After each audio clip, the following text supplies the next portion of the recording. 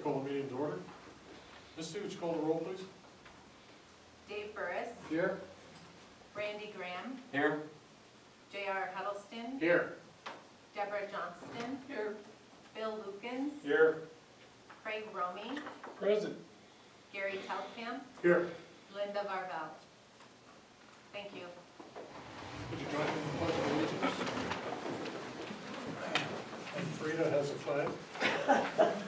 Yeah, so either one.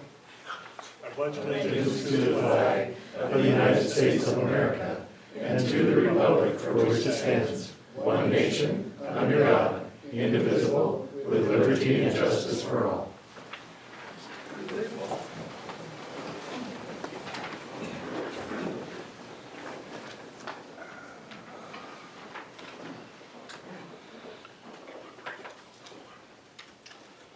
Remember, council, if you have a conflict of interest, please let the rest of the council know before you vote. Can I get a motion on an amended agenda? We have two items. I'd like to add a National Poppy Day proclamation after the Drinking Water Excellence Award. And then a new business item H.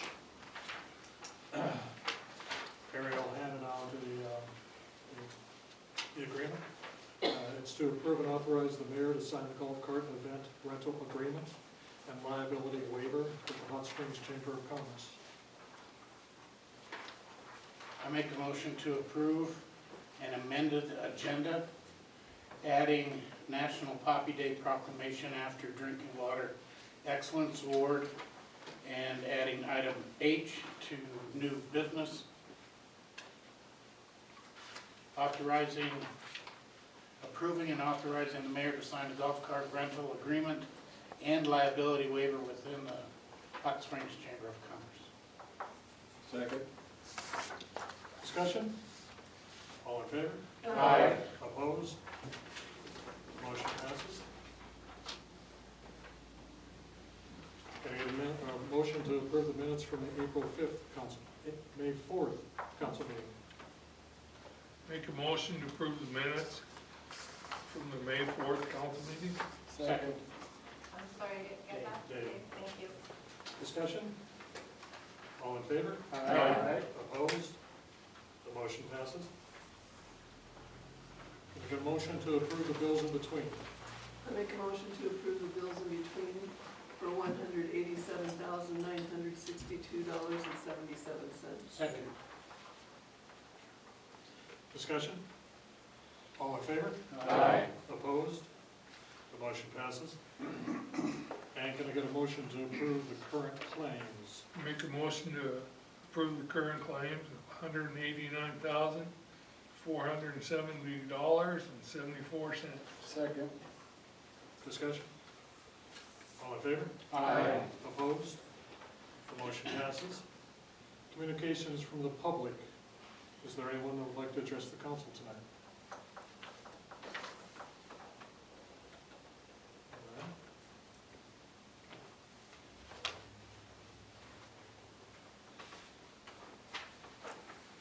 So we'll move on to our Drinking Water Excellence Award.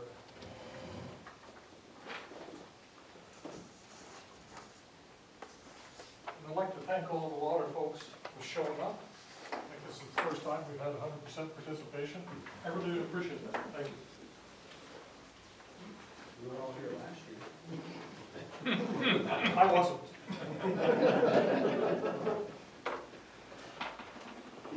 DANR recognizes Hot Springs for drinking water compliance. The South Dakota Department of Agricultural and Natural Resources announced that the Hot Springs Public Water System and the system's certified operators have been awarded the Drinking Water Certificate of Achievement Award. The award is for outstanding water systems operations and environmental compliance with state drinking water standards for the past year.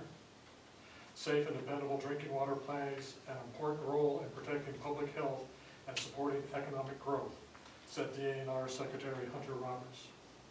This recognition highlights the hard work of our drinking water professionals across South Dakota who keep these systems running every day. This award honors public water systems and their operators that meet all state drinking water standards, monitoring, reporting, and certification requirements in 2025.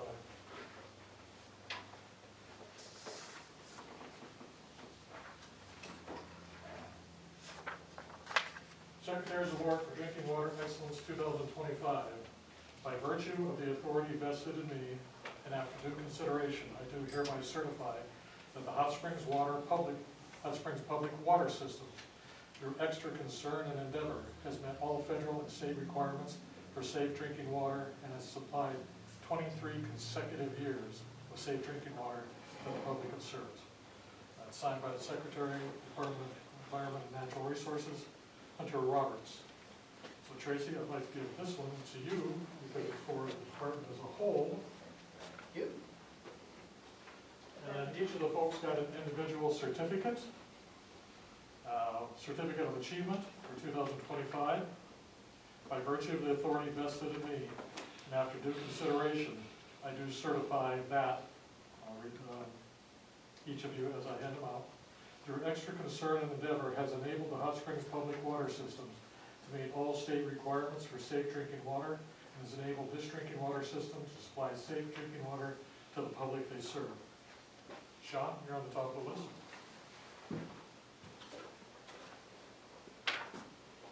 Thank you.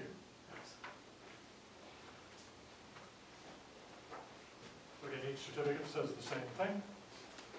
Certificate of Achievement 2025, by virtue of authority vested in me, and after due consideration, I do hereby certify that Tad Hunter, through extra concern and endeavor, has enabled the Hot Springs water systems to meet all state requirements for safe drinking water, and has enabled this drinking water system to supply safe drinking water to the public they serve. Pat? Thank you. So do you go by Hunter or It says Hunter. Harder? It's because the secretary's name, it said Hunter, but the Well, that's on the other secretary's name is Hunter. I apologize. He's the secretary's son.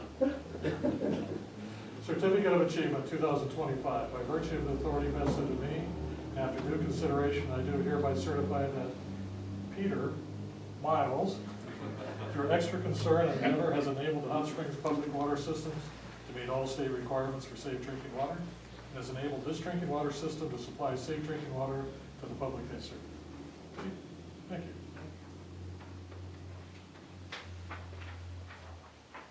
Certificate of Achievement 2025.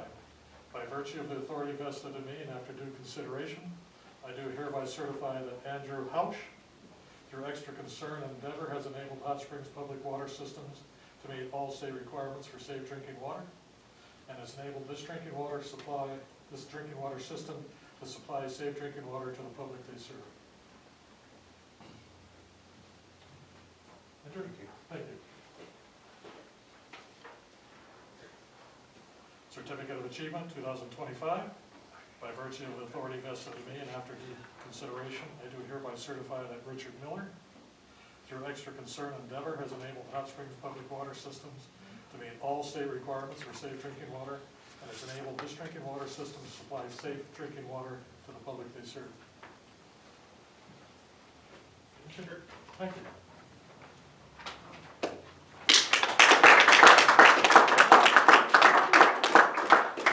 One more.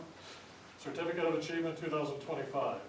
By virtue of the authority vested in me, and after due consideration, I do hereby certify that Tracy Bastion, through extra concern and endeavor, has enabled Hot Springs Public Water Systems to meet all state requirements for safe drinking water, and has enabled this drinking water system to supply safe drinking water to the public they serve.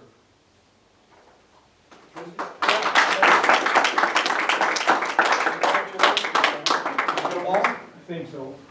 A bunch of profiles. One question. Anything you guys want to say? We're happy to keep serving, serving safe water. Yeah, drink more water. Yeah, drink more. Andrew. Andrew, any relation to Ron? Okay. You may leave. All right, thanks. Thank you. Guys, Thank you. have a good night.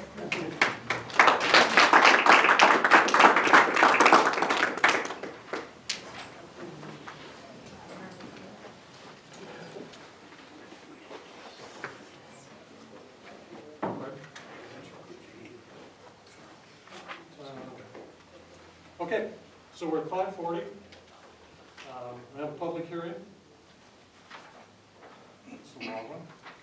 act on the license application from the Hot Springs Chamber of Commerce for a special sale alcoholic beverage license application for the Wine, Walk, and Play event on May 22nd, 2026, at the following locations: Hot Springs Makers Market, 108 South Chicago Street; Ace Hardware, 207 South Chicago Street; Polished Salon and Spa, 401 North River Street; Second Chances, 603 North River Street; Chautauqua Artisans Market, 501 North River Street; Two Cows Creamery, 237 North River Street; and the Hot Springs Chamber of Commerce, setting up at the Changing Seasons Floral, 323 South Chicago Street.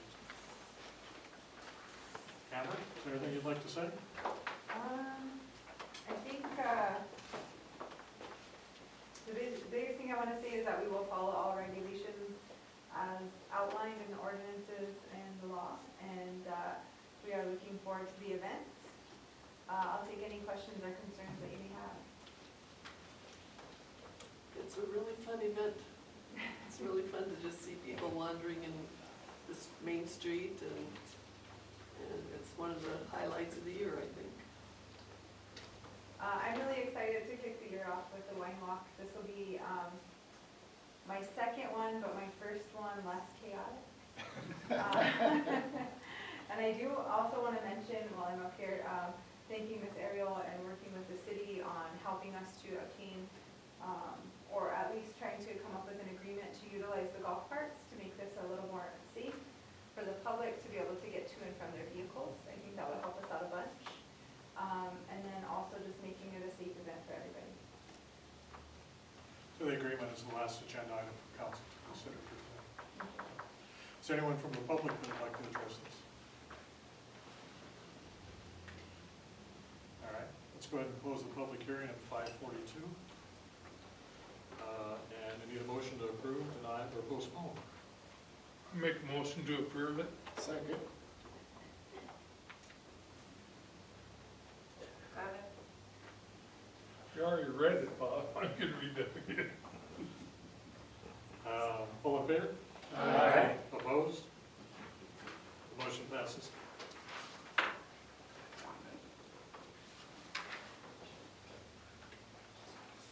So, on the personnel, can I get a motion to approve personnel actions A through K? Make a motion to approve personnel actions A through K. Second. I'm sorry. Dave? Who did the first? JR? Thank you. Discussion? All in favor? Aye. Opposed? Does Misty need to turn up her hearing aids? Depends. Maybe speak up a little. Motion passes. We don't have microphones today. On to our first ordinance item A. Thank you. Yes, I do.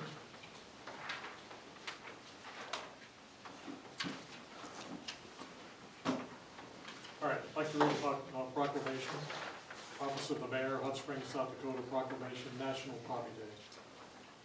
Whereas America is the land of freedom, preserved and protected willingly by freely by citizen soldiers. And whereas millions who have answered the call to arms have died on the field of battle. And whereas a nation at peace must be reminded of the price of war and the debt owed to those who have died in war. And whereas the red poppy has been designated as a symbol of sacrifice of lives in all wars. And whereas the American Legion Auxiliary has pledged to remind America annually of this debt through the distribution of the memorial flower. Now therefore, I, Mayor Bob Nelson, do hereby proclaim this 22nd day of May 2026 as National Poppy Day, and ask that all citizens pay tribute to those who have made ultimate sacrifice in the name of freedom by wearing the memorial poppy on this day. In testimony whereof, I have hereunto set my hand and caused the seal of the city of Hot Springs to be affixed this 18th day of May in the year of our Lord 2026. So on behalf of everyone who has served their country, I'd just like to say thank you. It's a debt that we can never repay. So I want to thank everybody. Thank you.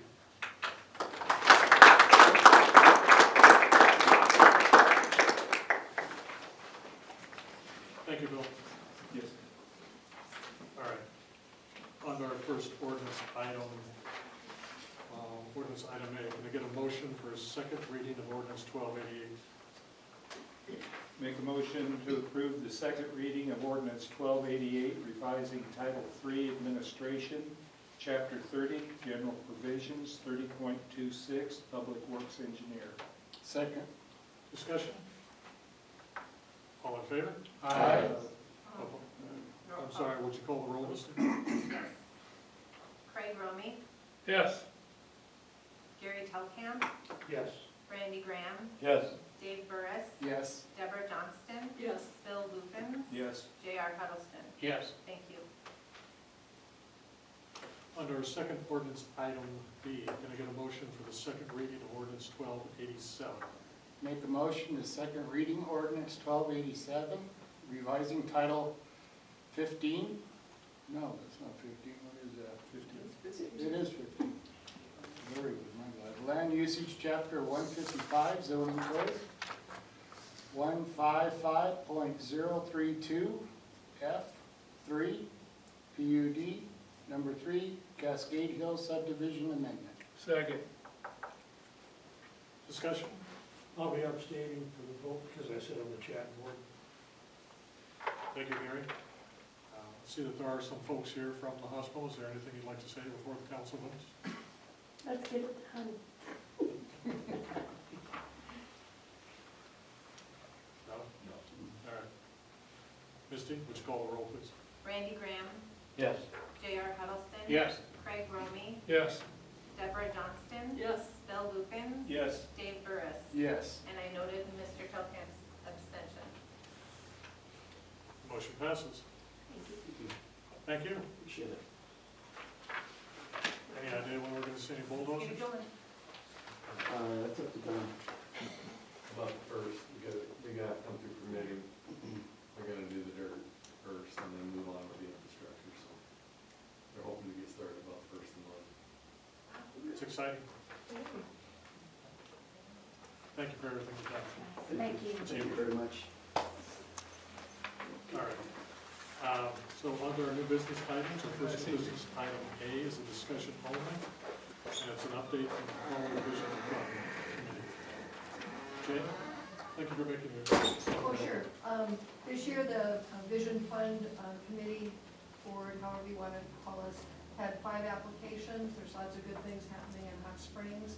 The board felt that 3 of them did not meet our qualifications, and 2 of them were too far in the, they were just commencing, and they were asking for much more in funds than we had, with no guarantee that they'd be able to complete the project in any reasonable future time.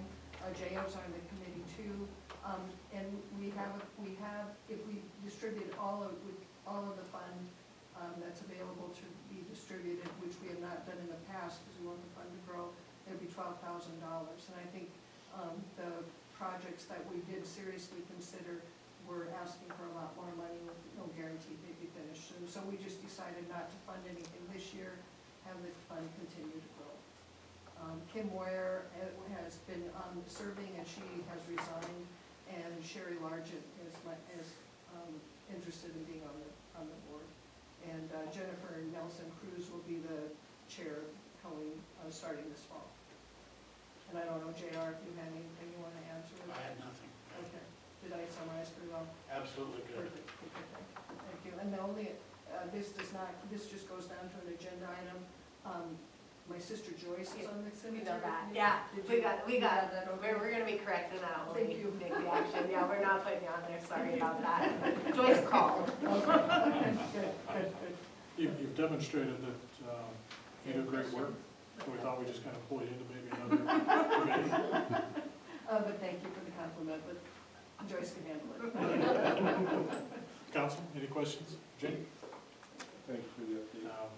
You've already mentioned a couple things. I want to thank you as the family designee for agreeing to be on this committee. I want to thank Andrea Powers with Economic Development and Amber. I believe are you? She's not. She's not on the group? Okay. Didn't know she replaced Olivia or not. Okay. That's in Blaine Saucer and JR. Yeah. thank JR. You mentioned Kim. She stepped down recently and was replaced by Sherry, so I want to thank Kim for the years she served and Sherry for stepping up. Great to be on board. You mentioned Jennifer. I don't know, condolences or congratulations are in place for her new position, but I appreciate that. And also Dustin Kleinshausen. I want to thank you folks. It's obvious that this has been near and dear to your heart. Done what I believe Tom and Ann would have wanted the committee to do, looking at how the monies will be distributed. So thank you. It's appreciated. Thank you, Jim. All right. On to new business item B. Can I get a motion to schedule 2025 full audit readout and discussion on Monday, June 15th at 5 p.m. Make a motion to approve a schedule 2025 full audit readout with a discussion on Monday, June 15th at 5 p.m. before the regularly scheduled council meeting. Second.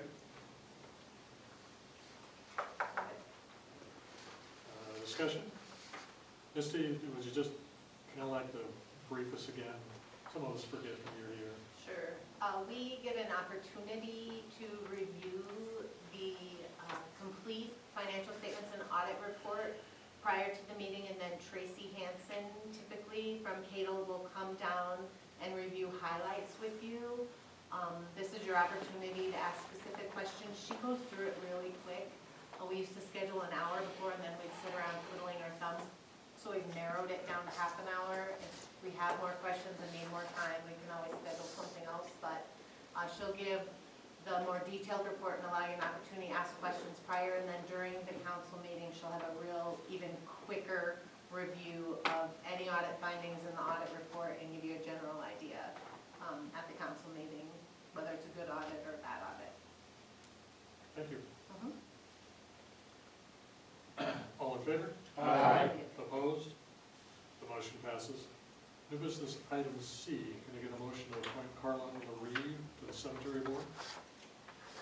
I'll make a motion to approve Carlin LaRee to the cemetery board to fulfill the remaining term 2022 to 2026 left vacant by a previous board member. Second. Discussion? All in favor? Aye. Opposed? The motion passes. New business item D. Can I get a motion to reappoint Joyce Farrell to the cemetery board? Make a motion to reappoint Joyce Farrell to the cemetery board for the new 5-year term, 2026 to 2030. Second. Discussion? All in favor? Aye. Opposed? The motion passes. New business item E. Can I get a motion to review request from Challenge Dakota, DBA Stars, Stripes, and Steps? Make a motion to review request from Challenge Dakota doing business as Stars, Stripes, and Steps in South Dakota DOT application for a permit to occupy the right-of-way during their annual Stars, Stripes, and Steps stair climbing race on 5/25/26 from 8 a.m. to 12 p.m. Second.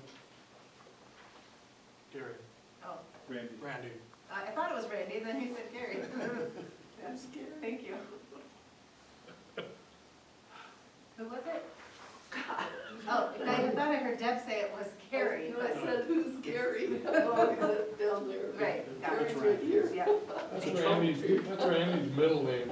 Well, it's not Randall, I can tell you that. It's a concerning night. So, discussion? All in favor? Aye. Opposed? On to new business item F. Can I get a motion for a travel training request from wastewater foreman Jason Correll? I make a motion to, Yeah, what you call it? for travel training request for wastewater foreman Jason Correll to attend the Advanced Wastewater Treatment 3 certification class in Rapid City on 5/19 through 5/21. Second. Craig. Great. Randy? You made the motion. What's your middle name? Me? Yeah. No, it's Craig. Okay, No, my real name's Nathan. Nathan, yeah, Nathan Craig. AKA Randy. That's my brother, Randy. It really is. All in favor? Aye. Opposed? The motion passes. New business item B. G. Good Lord. You go and go to bed. Council President, would you like to take over? Maybe. New business item G. Can I get a travel training request from wastewater operators Richard Miller and Andrew Hausch? I make a motion to approve travel training requests from wastewater operators Richard Miller and Andrew Hausch to attend the wastewater collection 1 certification class in Rapid City on May 21st. Second. Here. I think that one was Gary. I think so, yeah. Jumped right on in there. Discussion? All in favor? Aye. Opposed? The motion passes. And our last new business, item H. Can I get a motion to approve and authorize the mayor to sign a golf cart rental agreement? Make a motion to approve and authorize the mayor to sign the golf cart event rental agreement and liability waiver with the Hot Springs Chamber of Commerce. Second. Discussion? All in favor? Aye. Opposed? The motion passes. We're making great time, folks. On to committee reports. First committee report, Administrative Finance, Garrett. Admin Finance met on May 11th at 1 p.m. here in the Miller Civic Center. Present were Mayor Nelson, Gary Telkamp, J.R. Huddleston, Deborah Johnston, Ross Norton, Ariel Allison, and Ian Bell. Old business, number 1. Ian Bell, skydiving business request for deal reduction in price for airport fuel. Mayor and city administrator shared that they have been kicking around the idea of leasing the fuel system out in an effort to allow a private individual to take the risk associated with competitive fuel pricing. City intends to create an RFP and contract, retain ownership of the equipment, and get a flowage fee. Ariel will work on the contract and the RFP. Number 2, use the city attorney's time. Discuss challenges with limited hours from attorneys and the idea to have them leave council meetings after certain times. Committee recommends to continuing as is and reevaluate when we have an estimate for 2027 costs. New business, number 1, PD request to change admin leave policy and personnel. Committee recommends proposed changes to administrative leave for sworn police officers to be able to take double pay rather than flex out time due to coverage challenges. Number 2, PD request to create sergeant investigator job description and move existing personnel to the role with a pay rate increase. Chief presented the job description and rationale for the position.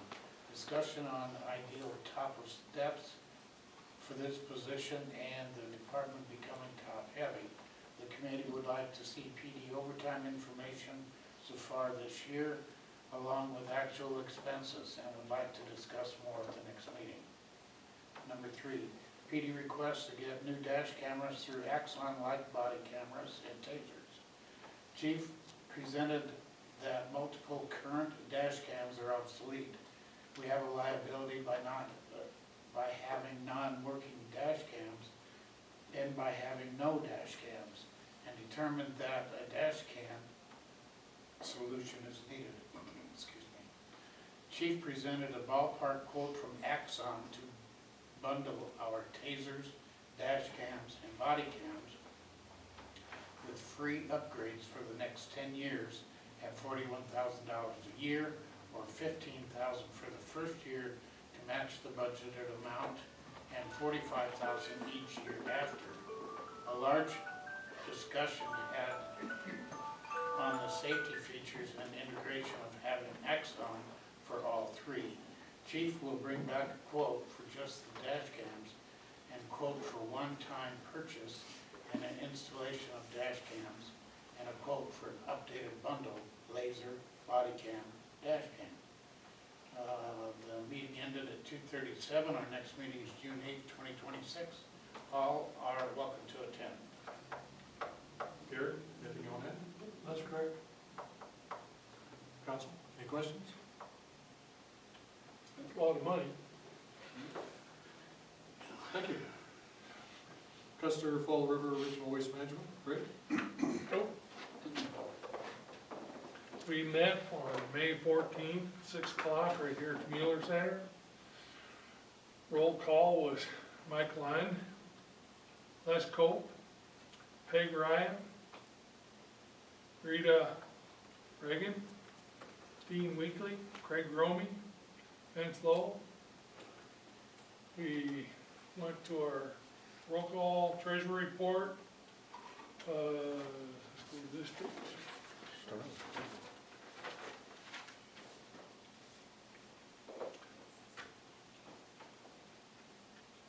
Expenses out was $32,831.99. Expenses and transfers from outstanding expenses and transfers, $78,005.12. Monthly sales year to date was $182,407.51.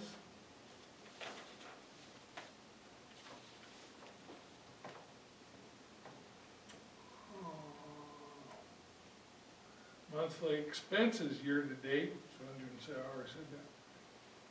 Landfill deposits year to date, $171,601.19. I hate myself. Operating fund. Total district funds available, $1,357,389.05. We plan on opening up a new cell next year. Don't know much more about that. The engineer talked about it, but the concrete we have over there, we can't get anybody to crush it or do away with it, so we're talking about burying it. All the appliances are supposed to be going to Nebraska. They held 2 loads and then haven't come back. So we don't know what we're gonna do with that. Our next meeting, July 9th, 2026, at 6 p.m., Mueller Center. And you're all welcome to come, even though you don't, but you're all welcome to come. Any questions for Craig? Yeah, you guys talk too much trash over there. That's our job. Thank you, Craig. Historic preservation? Historic Preservation met Wednesday, May 6th at the City Hall. And present were Vicki Wetzel, Sherry Largent, Joan Nicochet, Carl Hall, Luke Broyles, myself, Ariel Allison, and Mercedes Euling. Under old business, a reminder of the May 29th statewide certified local government meeting of 2026 in Pierre, and I believe 3 of us are going, Carl, Ariel, and myself. Number 2, recap of the April 20th visit from the State Historical Preservation Office, discussed grants from the CLG, the tours, and overall a good informative visit. They came to see what was done on City Hall with the grant that we got, and we toured them with the work and also talking about the cliffside behind all the buildings along North River Street. They took a lot of pictures. Number 3, reminder of the upcoming HP webinar. Well, it's now in the past, May 14th. And myself, Ariel, Wes Boss, and Lily Broyles attended that, and the recording was sent to all the other members. It wasn't quite what we were thinking it was gonna be, but it did promote or verify through studies that historic preservation is a positive economic draw to every place that has historic districts, and it's a good thing to do. And if anyone's interested in watching it, I can send it to you. And then number 4, introduction of a document for all historic property owners was discussed, the need to develop this. Discuss the possibility of a CLG grant dollars for the development and printing of the information. And Sherry would be interested to work on this. Under new business, 237 North River Street, Two Cows Creamery mural, certificate of appropriateness. We reviewed other work by the artists to get a better idea of the final product and agreed with the preliminary idea, but a final certificate of appropriateness will not be issued until we see a final mock-up before the painting. Number 2, historic building inspection checklist development. Agreed with the checklist and the idea to get a baseline for our historic buildings and the need to record the conditions of the buildings regularly. Number 3, 705 North River Street awning, which is the Smokehouse Restaurant and Bar, certificate of appropriateness. The Smokehouse fabric awning tore during the December windstorm, and they proposed to replace it with a metal awning in the shade of colonial red within the existing awning frame, and that was approved.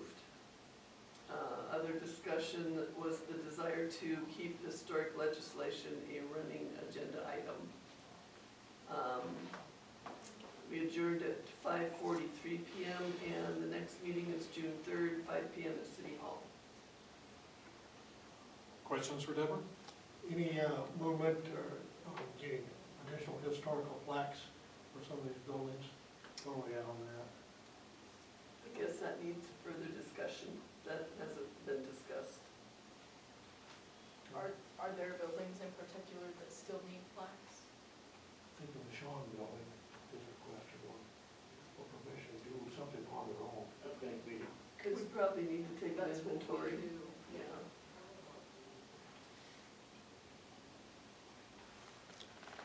Anyone else? Thank you, Gary. Deborah? Thanks. Parks, Recreation, Beautification, and Cultural Development, Randy? The Parks and Recreation Beautification Cultural Development met Wednesday, May 6th at 1 p.m. at the Mueller Center. Attendees was myself, Linda Barbell, Mayor Bob Nelson, City Administrator Ariel Ellison, Gabby Martin, Gerald Culligan, Jason Midgley, Jim Boucher, and Jason Gosch. Public comments. Gerald Culligan inquired about plans for the Butler baseball backboard, Chautauqua trees, trimming of the elm at Brookside, and lights for the baseball field, and Centennial Fountain grade and drainage work.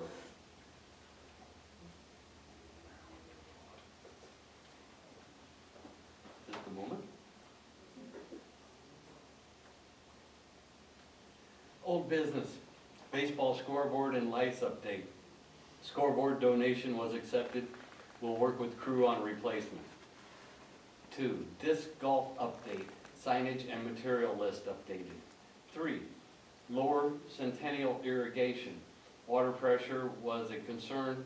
Crew thinks we're okay to move forward and we'll be working on it this summer. 4, depot irrigation update.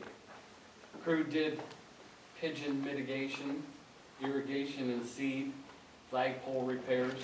Committee will not recommend the clock comes down and suggested Chamber do something different for signage. Ariel will work with Chamber. New business, vandalism. Crews removed sandstone pillars at the Centennial bathrooms to prevent rooftop access to the interior. Rotary considering funding security cameras for the area to deter vandalism. Slides at Butler Park determined to be wear and tear rather than vandalism, but are being replaced. Jim Broucher requested to place another shed at the soccer field behind the Mueller Center. Committee approved.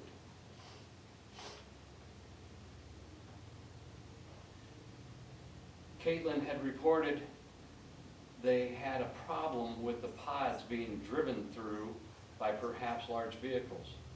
Committee recommends they try to install reflecting posts. 4, Freedom Trail Biking, update on e-bike use on the trail. Staff reports and updates, Caitlin per aerial. The trees at the Welcome Island survived the winter, waiting for volunteer numbers for the cleanup. The new aluminum trailer is in place at Baumgart's. Summer rec per Gabby. Swim classes are full. Gymnastics registration just opened. Classes are full and filling fast. Committee members' comments. A request was received to gravel the parking area at the tennis courts as it becomes a mud pit. Next meeting, June 3rd at 1 p.m., adjourned at 1:54 p.m. Any questions for Randy? I don't have a question for Randy, but I kind of have a comment. Did anybody read Greg Gunwall's comment where he almost got hit by an e-bike on the sidewalk? I seen 3 or 4 of them over the weekend. One had 2 wheels on the back, took up almost the whole sidewalk, cruising down the sidewalk. We need, I don't know what we can do, but we need to start doing something about it. We've discussed this at safety, and I gave a small update at Parks. We had the Fall River Community Foundation volunteer to buy signage that says, you know, Oh. slow down, ring your bell, I'll cover that in the safety committee stuff like report. that. Yeah. So it's being addressed. Okay, I guess, I could throw out one more comment, I guess. Got a phone call this weekend. At the park, somebody had run a rope from one tree to another and was doing, I don't even know what you call it, rope walking? And so I told them to take a picture, call the police department or sheriff's department to go down there. Mainly, the reason they were concerned, well, I was concerned, was due to the fact that somebody could break their neck, break a hip, whatever, and then legally try to make the city pay for damages done to their physical being. I got the same phone call. So, you cannot put signs for every particular thing, but my question would be, in our ordinances, is there any reference to a person using city property that puts themselves into physical harm? So if the safety committee could take a look at that, I know it sounds ridiculous, but if you stop and think about it, it wouldn't surprise me that something like that would happen. You know, that's the same way those e-bikes and stuff. If it's in the ordinance and somebody gets hurt, can they go after the city? I don't think any, I don't see where anybody who violates city ordinance can come back and sue the city if No, I'm talking about they're at persons fault that for hurt. not complying with the city ordinance. There's still personal responsibility There listed in is, our ordinance. We don't encourage it or provide the rope, so they're creating their own personal liability by. But these things have been left out on all kinds of different ordinances. My question is there any reference to anything towards doing anything of personal harm? No, you know, a good point would be if I were doing Tai Chi or yoga in the park and I twisted my ankle or fell on my head or stretched and tore something, I couldn't blame the city for that. I certainly wouldn't speak for our attorneys, but My guess is that even if something was in there, they would have to look at, what's the Attorney General's opinion, what has happened in case law and something like that, because you can write a lot of stuff in an ordinance, but until it's been tried in court, could just be ink on paper, but we'll take a look and see if there's any general statements about creating a Situation of personal harm. I can't remember what the proper term is, Yeah, I know what you. a hazard that looks like fun. And the only reason I bring it up is because, well, to be honest with you, last year I saw them doing the same thing at Centennial Park.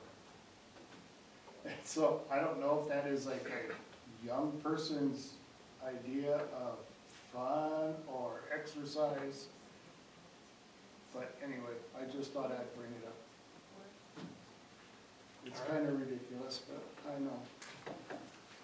Anyone else? We've seen that at Chautauqua Park too. Pardon? We've seen that same thing at Chautauqua Park also.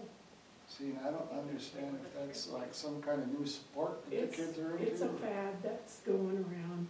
I think it's nuts, but hey. So, I just thought when we got to safety, but ring safety stuff was brought up earlier, I just thought I'd throw it out. Yeah, I apologize for that. Thank you, Randy. Planning and zoning, Deborah? Planning and zoning meets on May 20th, 6 PM at City Hall. Thank you. Safety, Bill, JR? Okay, Safety Committee met at 1 PM on Thursday, May 7th at Mueller Center Conference Room. Present were JR, myself, Gary, Mayor Nelson, Chief Norton, Ariel, Tracy, Sheriff Lyle Norton, Fall River County Emergency Manager Dar Coy, Assistant Emergency Manager Gary Baker, Captain Zach Bader with South Dakota Highway Patrol, and Fall River Health Services Safety and Compliance Manager Renee Staley. Members of the public present were Larry Pratt and Ben Rod. The agenda was adopted as published. There were no comments from the public. Under old business, we discussed Freedom Trail bike speeding. The city administrator informed the committee that a local organization has offered to donate signs for the Freedom Trail. City administrator and the police chief will establish the wording of the signs, and they've done a very good job that addresses share the trail. Yeah, I think they say share the trail, ring your bell, pass left, That's to the left. and something else maybe. And then we also established a 10-mile-an-hour speed limit. We felt that was appropriate, and we established an actual speed limit for enforcement purposes. The ordinance gives us that ability, and that eliminates disagreement on what's a prudent speed limit for conditions. So that's our next step in addressing that issue. So who's gonna run radar and Freedom Well, Trail? we've got a LiDAR, a handheld LiDAR, so Yeah, from time to time, an officer can go down there, sit on a bench, and so when you go blasting down there I don't have at a 11 miles an hour, we can get you. See me on a bike, I have to have a motor on. Well, we can get you then. But yeah, that's part of the problem is bikes are quiet, e-bikes are quiet, and that's really the issue. But that don't address the sidewalks, or are you talking about that next? Well, that's an issue that, Like on Main Street and right, stuff. that's an enforcement issue. Because currently bikes are not allowed in the business corridor on the sidewalks. That's right. But they're there, that's just it. Yeah. Okay, the second item is, I was mistakenly thought that the hidden driveway sign had not been installed on Hammond Avenue, but it has been, so that's taken care of. Under new business, regarding Title IX, Chapter 9304, compliance question regarding a sweat lodge and associated fire concerns on Battle Mountain Avenue. As the city is not impacted by the countywide burn ban, compliance with the referenced ordinance is key to the issue. The installation of the sweat lodge has been reviewed by the code enforcement officer, and adequate safeguards were found to be in place, provided the fire is continuously attended, and that is required by the ordinance. Representatives of the Native community will work with the operator of the sweat lodge regarding their issues of concern. Per Chapter 93.04, no open flames other than those fueled by propane are allowed if a red flag weather warning exists, and if there is a fire going, that is a non-propane fueled fire, that is an ordinance violation. And so if that is witnessed, that can be called in and addressed. Next item regarding the fuels reduction grant, next steps. The application package for an 80/20 grant has been received. And we're looking at the area essentially up the hill from behind the fire station down to the United Churches up the hill. That 80/20 grant, the city's share of that work would be about $700. The committee recommends that the city go ahead and apply for that grant.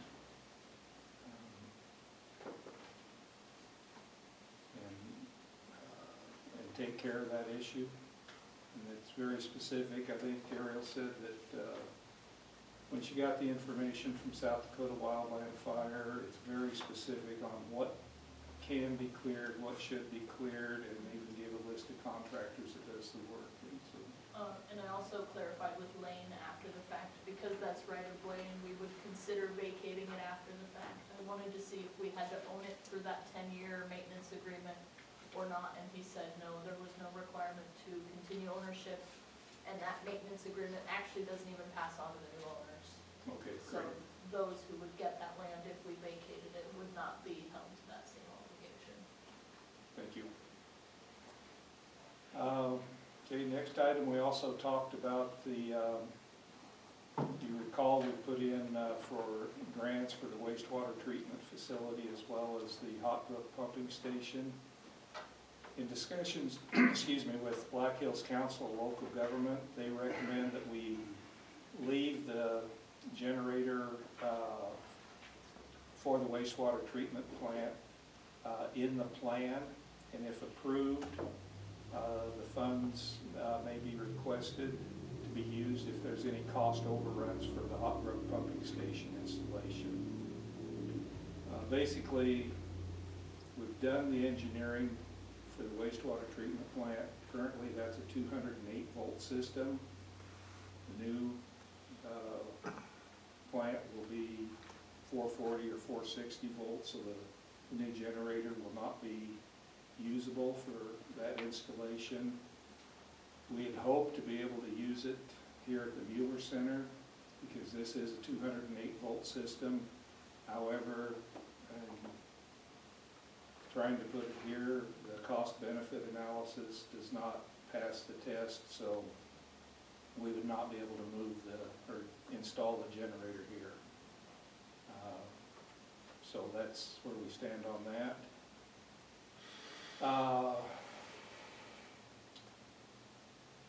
And we did have as a new agenda or new business item to look at the date and location for our June meeting because Black Hills Energy has the entire Mueller Center reserved for that first week in June. So our June meeting will be at the South Annex, 709 Jensen Avenue, the county building. And we'll still have that on Thursday, June 4th at 1 p.m.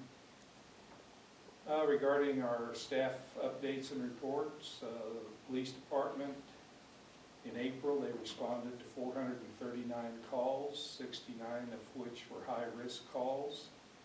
The call volume was down, but they had a lot of very significant calls in April.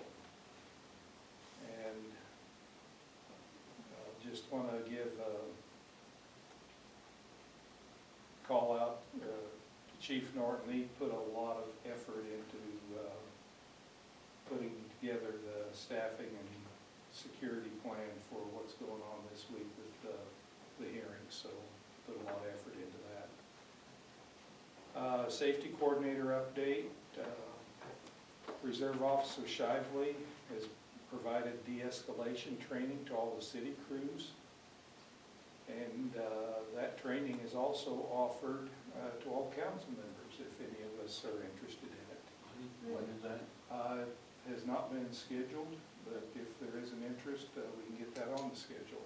But we would probably do it in at least 2 sessions, so we don't have to worry about a notice of quorum. In April, we did have one recordable injury that was as a result of a fall from height. So I'm not sure if that was our first recordable injury of the year, but it's one of the few that we've had. And if you're not familiar with the term of recordable injury, it's an OSHA term. It's an injury that either resulted in medical treatment, which is more than first aid, restricted work activity, or lost workday case.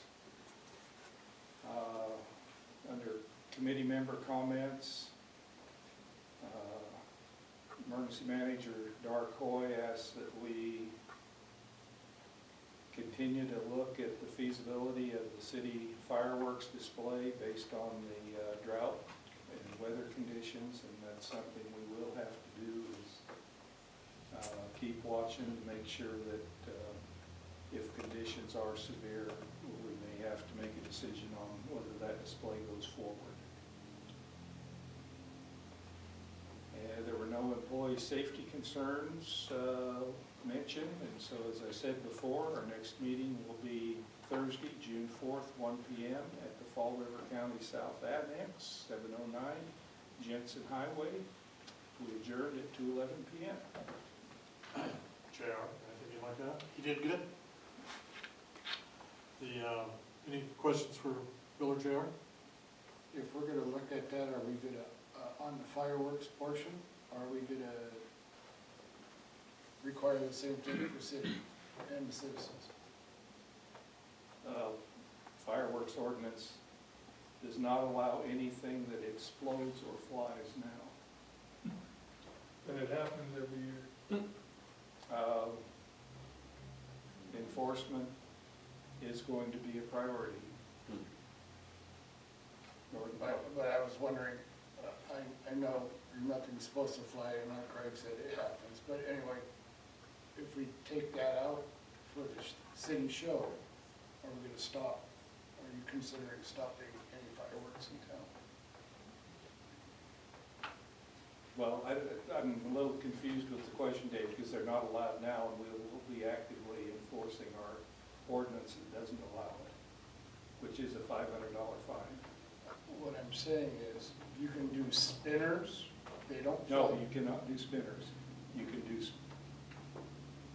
Sparklers? You can do poppers, you can do it, you can do novelties. You cannot do spinners. Okay. I thought spinners was still in there. No. Reason being is just like we discussed doing the cleanup behind the firehouse and all that. We get a lot of that up there. So, no, you can't do anything that's fun, basically. And everything that's good is gonna kill you. I just thought I'd ask, because I honestly thought spinners were still allowed. No, it's not allowed, and I'll just restate that the penalty for using fireworks, especially if it's a high or severe fire danger, it's a $500 fine, and the police will confiscate your fireworks. There'll be no warnings. It won't be, if I catch you doing this again, you're gonna get a ticket. Good. it'll be good citation on first event. So the de-escalation training, you gonna let everybody know? Yeah, if, I guess, let Ariel know if you're interested in taking that. Interested. I have a question. On that brush that they're cleaning off and behind the fire hall and stuff, who chose what areas need cleaned up? So that was brought to us, because it's public right of way. We looked at some of the other wooded areas identified in our, mitigation plan, and those are all privately owned, That hill So- crossing Evans Plunge, privately don't we own that? owned. Are you I thinking, believe like we which do. direction? Behind the plunge or? No, straight Towards up the the hill right across the street from the plunge. I The did parking not- lot, I in did not front of the identify parking that lot. area, but we haven't applied yet, so it can be added. This is step one of, we've identified all those areas. And like Ariel said, this has been brought to us many times. There are homes up above. A lot of the other areas where there's homes directly on top of the hill are, those side hills are privately owned. But no, this isn't a one and done thing. We've got all those areas identified on the pre-disaster mitigation plan. And so it's, I was just wondering, you know, who did it and why they chose that area over the other one. you know, it's just, Yeah, I understand. and part of the thing is, we have had reports and some evidence of temporary camps in those areas. So it's, so the probability of an unintended ignition in that area is maybe higher than some of the other areas. I agree that area across from Evans Plunge, because there's also some power lines in that area.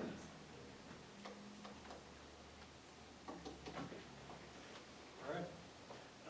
I'd just like to add to the de-escalation training. It was excellent training that Phil put on. He offered it to council. You know, at first look at maybe, well, why would we need de-escalation training? It's Good for you. Look at this rowdy crowd. I think I could outrun them non-handicapped. Oh. No offense, Bill. No offense. He has offered it, so if you know, feel like there's some value in it, as Bill said, just let Ariel know, so you can figure out whether you only need one class or whether it's gonna need to be split up, so we don't have a quorum. Thank you. Public Works, Dave, Craig? This is gonna be a multi-person thing here, because I was late by 15 minutes or so.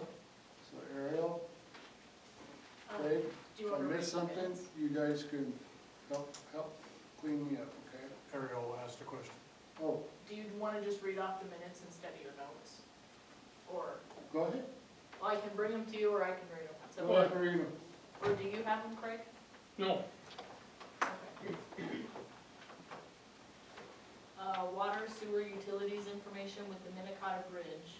Change order to replace old ductile iron pipe under the Minnetonka Bridge due to its rough shape upon exposure. Sewer work and damaged lights are all the responsibility of the contractor. Change order 1 also included a placeholder for the concrete replacement in the southeast side of the bridge where it meets the sidewalk. That's the area with the bench. We're considering doing this work in-house. VA state-owned sewer meter update. Price quote to come with the meters required for their sewers. We also discussed that they could provide water usage and we could bill them that way, or a contract for a flat fee. We discussed the need for power to a meter in addition to the durability and cost of said meter. We will discuss this again at the next Public Works meeting. Manhole height adjustments update. Need to coordinate with Simons or Mudd on what a minimum load of concrete is so we can plan to do 6 to 8 manholes per week, weather permitting to start in the next few weeks. Update on that, we cannot do enough in a day for Simons or Mudd to provide us concrete by truck, so so we'll be buying bags and mixing it ourselves. And we bought a mixer in this batch of claims. Correct, thank you. New business, crosswalk markings at the south end of the Sixth Street Dip Bridge. Committee discussed the lack of crosswalk markings and a variety of other marking needs. City administrator will get with the maintenance superintendent to develop a list, determine workload constraints and marking material needed. Committee also discussed a suggested four-way stop at Chicago and Sixth Street. The mayor will reach out to the state to see if this is possible. Discussion of possible ordinance updates regarding water and sewer main extensions to include whether or not an extension is required to go the full length of the fronting property and if impact fees are charged. Discuss the need to prepare an ordinance to define the tap and impact fees when they are charged, along with installing the length of the property line for main extensions. Discussed addressing fire hydrants and topography here also. Committee agreed that tap fees are paid anytime a service line is tapped into the main, and impact fees are charged anytime we are building a new account or address into the system. We will bring that ordinance to the next Public Works. Western Dakota Regional Water Conceptual Pipe Alignment. South Dakota Regional Water Systems will attend the next Public Works meeting to discuss the pipe alignment. We discussed the need for an ordinance that requires mobile homes to be 20 years or newer being moved into town. We all seem to recall this being in the ordinance, and no one can find it now or find record of it changing. So I will bring that draft back to the next Public Works. Next meeting is May 26th at 1 p.m. in the Miller Center. We also discussed the park, Which part? the one they're using, Kilkenny Springs. on redoing it when they're done. Oh, But yes. as slow as they're going, it's probably gonna be winter time when they get done. Yeah. In addition to the light pole they hit and the sewer, they are obligated to repair the park back to its condition. Which would probably be next spring. Yeah, and part of that will be the sprinkler system underneath Baby Springs as well. Correct. There's a great big crane there right now. Could we utilize that for the lifting the roof of the gazebo? Yeah. We You know probably what crane could. costs? Our holdup right What's now right is there? getting the columns sandblasted and painted. I have a question on the manhole height adjustments. It says plan to do 6 to 8 manholes per week. What's the total of manholes that we've identified as They needing? do not have the building, I'm sorry. They were supposed to get us totals for the next meeting, Okay, and then they were supposed to also give us an update, because we were gonna hold off at that particular time, because they needed to put in a new pump into the service truck, and that was gonna take them a week at that time. there were quite a few expenses in this batch of claim Oh, related boy. to these manhole Yeah, adjustments, I so saw I was just those. wondering if we don't know how many, how are we planning what we're buying? I think I'd we like know how that many, I just total. don't. Oh, Misty, yes? I'd like to see the total they put in the truck, Oh, If which you- one? the jet truck. And the jet Okay, truck, because there's an orange and a white one that they were redoing, the orange one and was they the did one. budget for jet truck. We budgeted 27,000 for the orange jet truck. I think they already, The main components came into about that much. We've had some other work come with it, and then Jason could explain it better than I can. I'm not anywhere close to a mechanic, but he said that this pump requires higher horsepower, so we also need to spend another $5,000 on a better hydraulic motor Yep. for the pump. I had a little bit of a talk with Billy in between the meeting and now, and so that'll be coming up also. I also talked with Tracy about the orange jet truck, and it's the reality of the situation that it is their most useful truck. Mm-hmm. It can do a lot that the white truck can't. The white truck has a vacuum, the orange doesn't, but they really rely on the orange truck to do that. So it's, how much do you put in repairs versus buy a brand new one? And at this point, it's gonna be less expensive to get that one up and running so they can utilize it, than to throw a jet truck on the budget. But with these upgrades, as far as the pump's concerned, everything that's required for that jetting, they're upgrading to basically what you would go out and buy.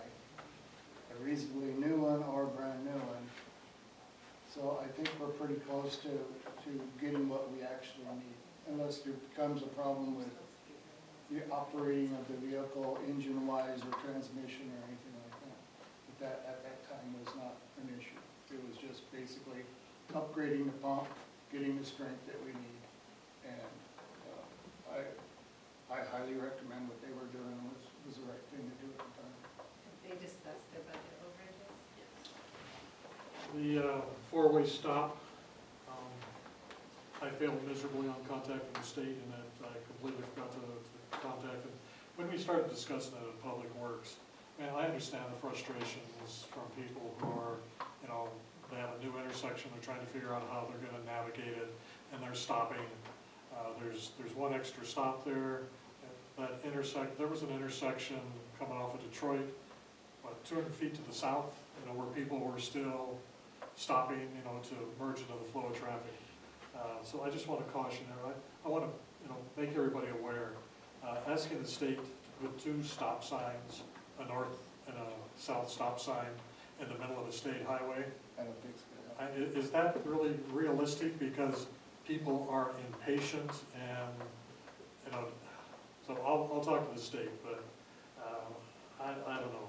This one seems a little over the top, that we're asking the state to allow us to put two stop signs right in the middle of their highway.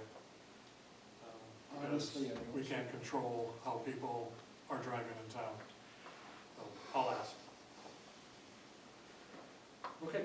Are there any updates on the fire hydrants? Fire hydrants, we did not get an update on, at the last meeting, no. But I know that they've been working on those, but we did not get an update on that in the last meeting. Looking at their timesheets, we can see where they're flow testing and doing work on the hydrants. As Dave said, an actual count we haven't gotten. We also added a new business item to the next Public Works meeting to look at the possibility of, and a suggestion came from a private citizen, allowing folks to paint hydrants in their area that are patriotic theme for the 250-year anniversary. And when you look at some of the designs, I think it has some merit. We'll just work through what that might look like. I just wanted to, you know, I'd hate to see a fire and say, yeah, we should have checked that one. Well, no, and in the past that has been, because with our insurance, when you have a certain amount of fire hydrants that aren't working in your community, it actually increases what the city pays. So that is something that we always take a look at every spring when we start doing the street sweeping, because that coincides with that. And in the past, we have had up to 11 in this community that didn't work. It's been some time since we've had that many, but we don't want that to happen again. Just follow. All right, City Administrator report. Erin, anything you want to update the council on?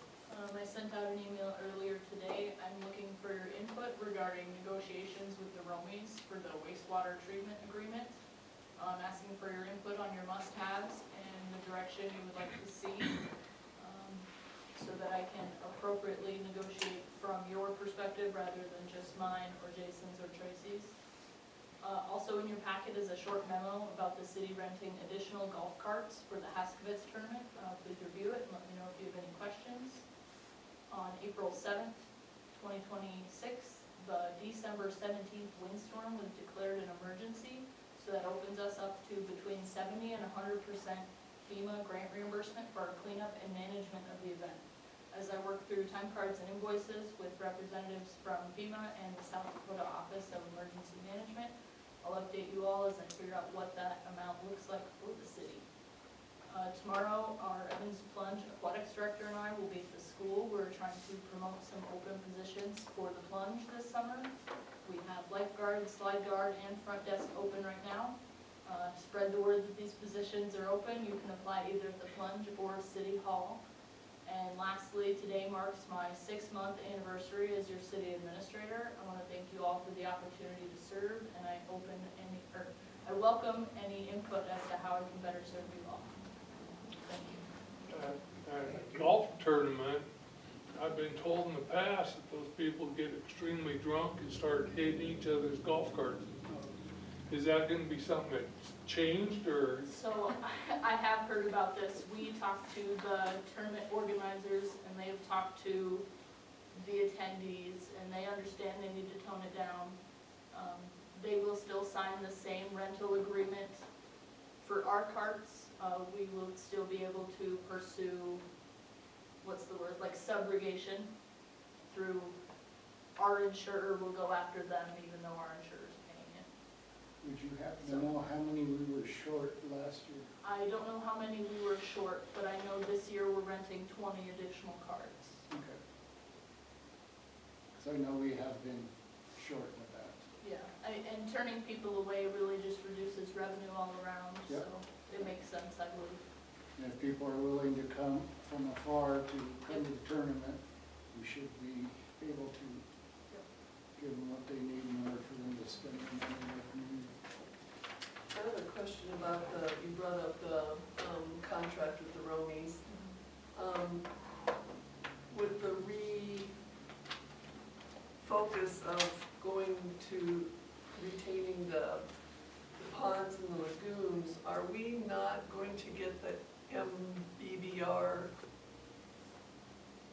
process? Was that dropped? Or, so we aren't getting that at the, No, the state is not willing to fund any improvements that would take the water further than irrigation grade if our plan is to have it irrigated. okay, so, and then we were questioned about some potential new types of water treatment brought to our attention. Do we know any more about that? Has anything come of that Nothing has information? been received in public works as of right now. So I had a conversation with Suzanne and Tim, with the company that Suzanne represents. And I'll share that information. I'll follow up a little more in my mayor's report on that. Okay. Everybody should have got an email about that. Everybody? I did, and I read it. Did you get our replies back? I got 2 replies out of the 8 requested. I read them, I'll send them back. I replied, and my reply was I wanted think more I got 3. information. Correct, I think I got 3 responses. Yeah. So, but help me remember to speak a little bit to that during the mayor's report. Thank you. Anything else for Eric? Finance officer report. Misty? Wonderful job, Ariel. Thanks. Yeah, congratulations on your 6 months. Very happy with you. Happy to have you at the helm. I know this report is a little late, but these are the financials through the end of April.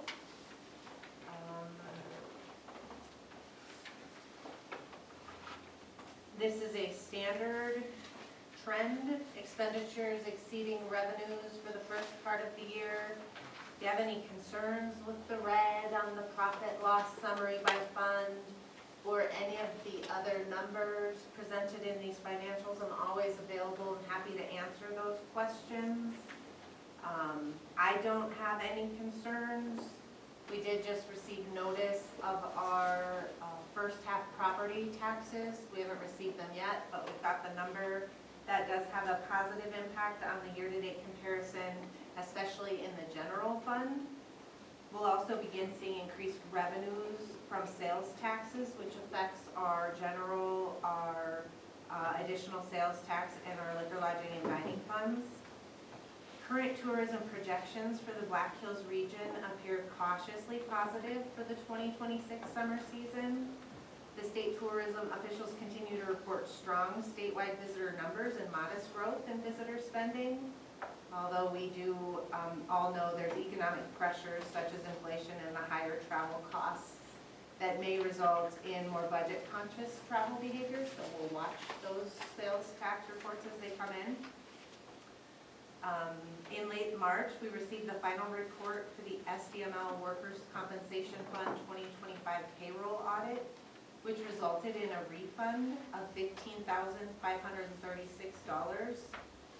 The report reflected $450,811 in adjustments, which represent approximately 15.73% of our total wages paid. I think it's important for council to understand these numbers as it serves as a reminder of the generosity of the city's employee benefits package, because those are dollars spent on wages where no hours are worked. So that includes sick time, vacation time, administrative leave time, the 0.5 of overtime wages. So it's important that you get to see those numbers and understand how generous that package is. As previously mentioned in April, we're actively moving towards replacing the city's existing plain old telephone service, POTS, with a city-wide hosted voice over internet protocol, VoIP are the abbreviations for that, phone system through Golden West. The primary reasons include improved cost efficiency, scalability, remote work capabilities, enhanced features, access to modern communication tools, and automatic system maintenance and updates. As with any technology transition, there are also trade-offs to consider, including increased dependence on internet connectivity and greater sensitivity to power interruptions. The next steps in the process include a site visit from a Golden West technician to meet with our city leadership team, our department heads, to discuss system configuration and operational needs. Following that meeting, I'll be asking the city council to consider approval of a service agreement similar to the one at Evans Plunge. If you have any questions or concerns or interested in any additional information regarding this transition, please let me know. Today was the deadline for voter registration. I hope everybody got an opportunity to update their voter registration since we have an important election coming. Along with our election, we'll have to schedule a special meeting to canvass the election results and declare the results by resolution. I'm proposing dates of Monday, June 8th or Tuesday, June 9th at 9 a.m. Please let me know which one of those would work for you, as we'll have to schedule that by the next meeting. I am grateful to see such interest in our local government and also to once again be combined with the county and school elections, as this tends to increase voter turnout. SDML will hold budget training on Wednesday, June 17th from 10 to 2 in Rapid City at the Doubletree by Hilton Rapid City Downtown Convention Center. Those of you that have attended know that there's a broad range of topics that are discussed, and if you are interested in attending, registration is due June 2nd. Let me know and we'll do a combined registration for all of City of Hot Springs attendees. And I'll have to know by June 2nd, please. Speaking of budgets, work has begun on preparations for the 2027 budget. I plan to use both historical and current data to estimate all the related expenses that I can. I'm also developing preliminary 2027 revenue projections.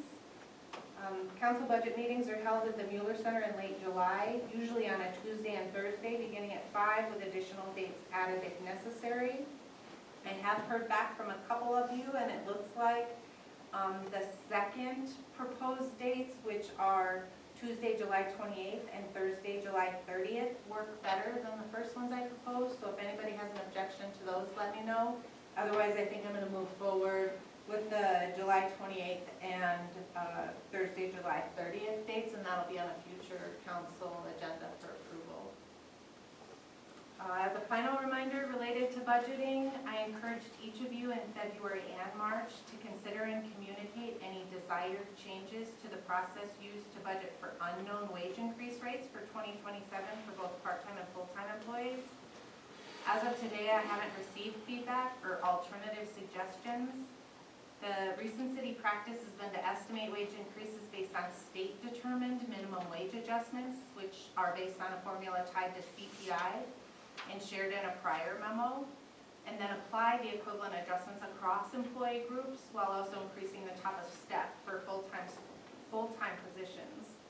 This approach provided a market-based and equitable method for wage adjustments, reduced internal equity concerns between part-time and full-time staff, and helped maintain current wage rates for new hires. I previously asked you to help define what more open or better communication should look like in the context of our budgeting, as there appeared to be some concern regarding the level of transparency in the process. This is the appropriate time to share your thoughts on any proposed changes. Either Ariel and or I are available to discuss this with you at your convenience. I think we mentioned at the last meeting that the Evans Plunge debt service reserve rate came in higher than we originally anticipated, and we secured 18-month treasury bond at 3.652% for that debt service. And that's all I have for my memo, unless you have any questions for me. Thank you, Kristen. Thank you. I have a number of comments, and all going to be related to the wastewater treatment plant. We have not received our award package yet. I was hoping that maybe we'd still get it today. I think maybe good news tonight. Because we haven't gotten it, I'll reach out to the state tomorrow, see if they've sent them out, when we might be able to expect it, so we can get moving forward on that. Ariel had mentioned that she sent out the draft of the lease agreement with the Romans. Folks, it's important that you respond to that email, however you do that. As Ariel said, this is an agreement that you have to approve, and hopefully things will start moving very quickly. But without the agreement, the rest of it falls apart. So please respond to it with what you consider your musts. And she's asking to have that returned by the 26th. So I would ask that you take some time to make sure you review it and let her know what you like about it, what you don't like about it, what should be added, what should be deleted.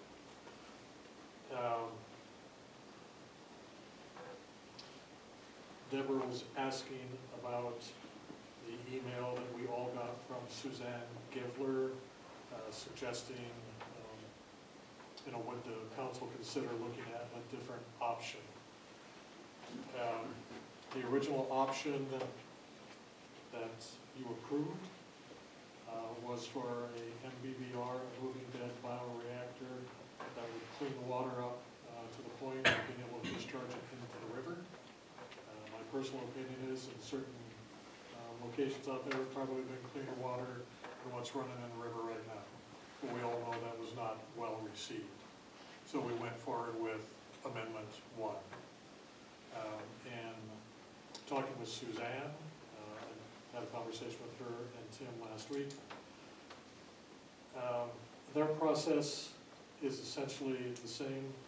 Theirs is a fixed media bioreactor, but it cleans the water up enough, the fluid up enough to discharge it into the river. Pointed out to her that that is not an option. She'd also talked about the fact that it would be clean enough that it could be land applied. Well, we don't have any holding area, a lagoon big enough in town to hold that much water, nor do we have anywhere to irrigate that much in town. The other thing she had mentioned was, well, if we still go with that method and we move the effluent to the Romy property, it would still be cleaner water, so if there was a potential future break in the line, then it wouldn't be, not raw sewage, but sewage. The line is going to be replaced where it needs to be replaced. So my thought going forward on that, I've also asked AE2S to put together a contract for their services for your folks' consideration and what the cost would be for that. At that point, it's my intent to have Jim there and ask him any questions. Jim has also talked with Suzanne and Tim and another individual about the proposal. Jim has some serious reservations about the proposal. Give him the opportunity to answer any questions that you may have about it. And if you want to talk with Suzanne, she reached out to you, you can certainly do that on your own. If you have any questions. My big concern in all of this is that the state approved us for the amendment for a particular process. And, you know, what happens if we say, oh, we didn't like option 1, we now don't like option 2, here's option 3. I don't think that paints a good picture for how we run a city. But reach out to Suzanne if you want, ask her your questions and your concerns. But essentially, it was cleaning up the water enough to discharge it into the river.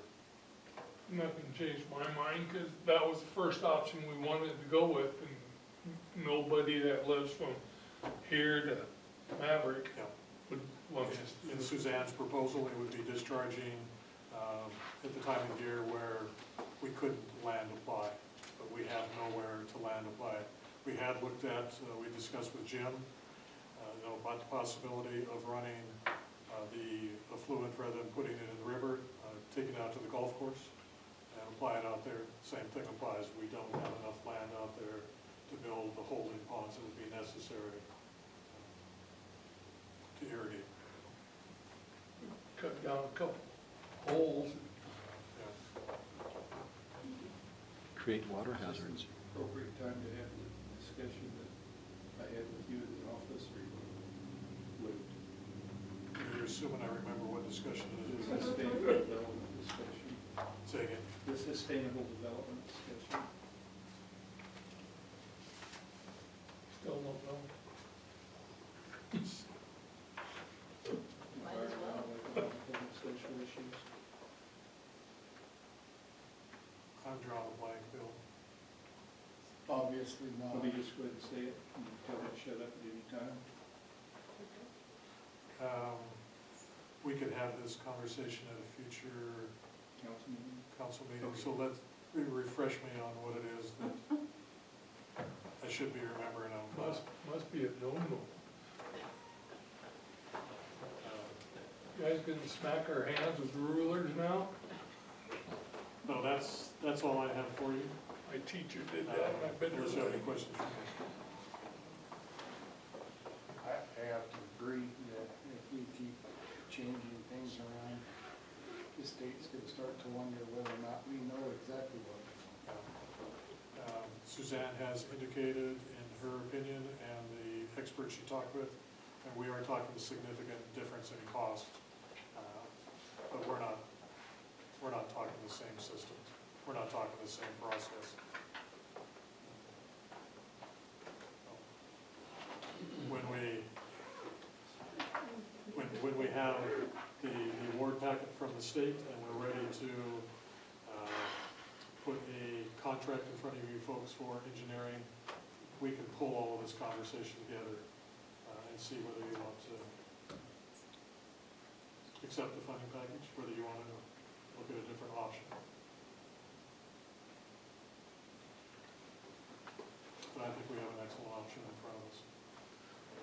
I think it'd make us look like we don't know what the heck we're doing if we keep changing it. Well, we've already spent thousands of dollars for the experts to tell us what our options are. And we should be making an educated guess off of the information that's been given to us. I agree. I'm not going to advocate to you that we entertain their option. But the time to have that discussion is when the award package is in front of you and when the engineering contract is in front of you. When facts are laid out in front of you, then make a decision. All right, so again, I don't have anything in front of you. Can I get a motion to adjourn? Make a motion with her, Second. Third, fourth, all in favor? Discussion? right by your purse. All in favor? And, Aye. Opposed? There's a stylus, I Motion believe, passes. laying there on the floor.